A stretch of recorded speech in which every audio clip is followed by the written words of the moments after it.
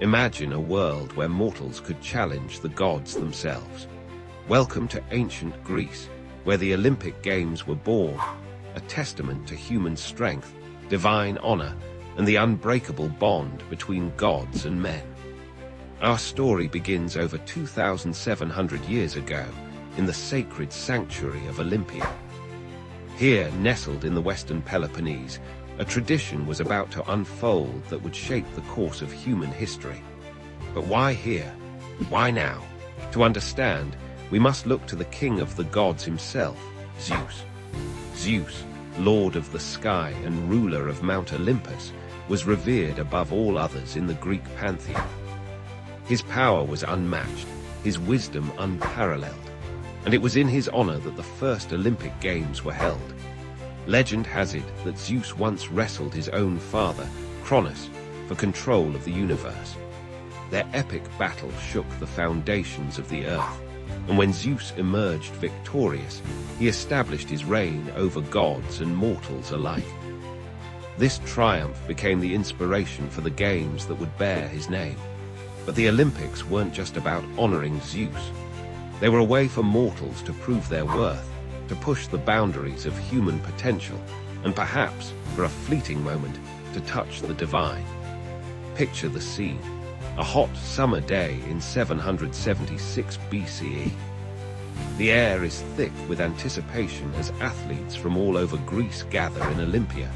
They've trained for years, honing their bodies and minds for this moment. Among them stands Koroibos, a humble cook from the nearby city of Elis. Little does he know, he's about to make history. As the games begin, a hush falls over the crowd.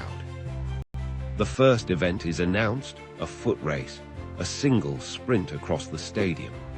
Koroibos takes his place at the starting line, his heart pounding in his chest. The signal is given, and he explodes into action. His feet barely touch the ground as he flies across the dusty track. The world around him blurs, and for those few precious seconds, Koroibos feels the power of the gods coursing through his veins. He crosses the finish line first, becoming the very first Olympic champion in recorded history. But this was just the beginning.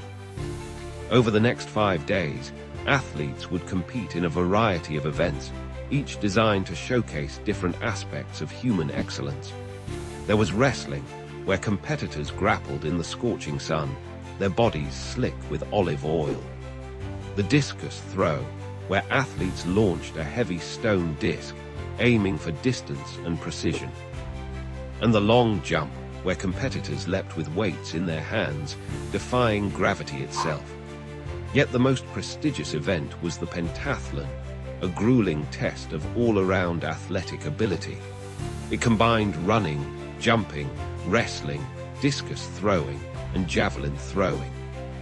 The winner of this event was considered the ultimate athlete, a mortal who had achieved a level of perfection worthy of the gods themselves. As the games progressed, something remarkable happened. The competition transcended mere physical prowess. It became a celebration of the human spirit, a showcase of determination, discipline, and the relentless pursuit of excellence. But the Olympics were more than just a sporting event. They were a sacred ritual, a time when all of Greece came together in peace. During the Games, a sacred truce was declared.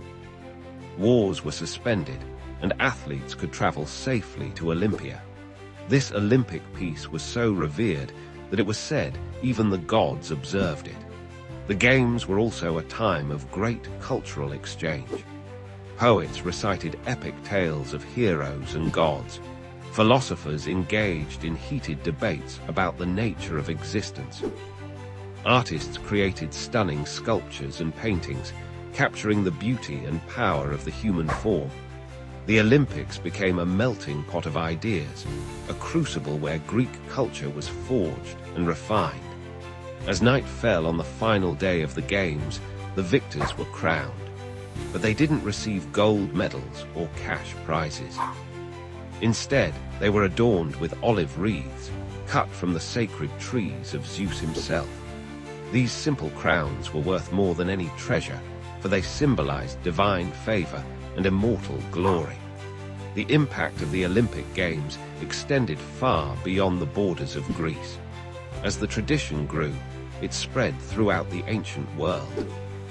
The Games became a model for other athletic competitions, inspiring similar events in Rome, Egypt, and beyond. But perhaps the most enduring legacy of the ancient Olympics is the ideal they represent. The Games embodied the Greek concept of arid, the pursuit of excellence in all aspects of life. This philosophy wasn't just about winning, it was about becoming the best version of oneself, physically, mentally, and morally.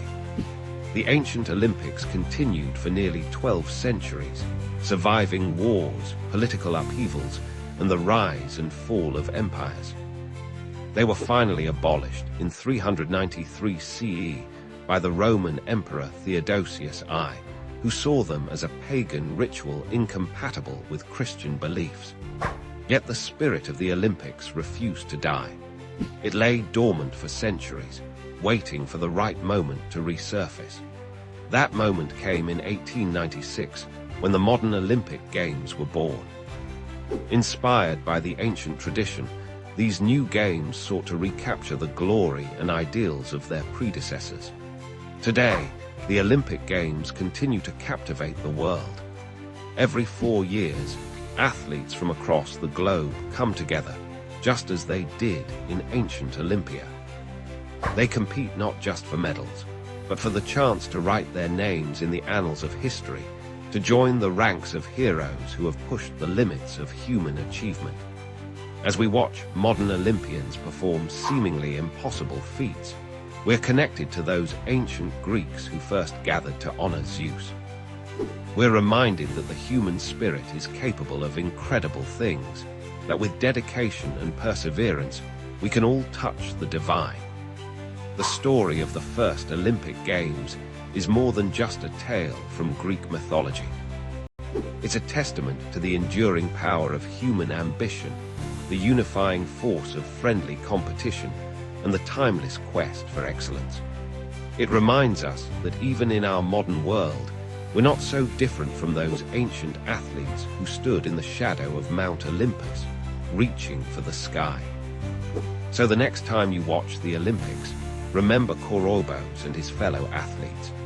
Remember the sacred olive groves of Zeus and the hallowed grounds of Olympia.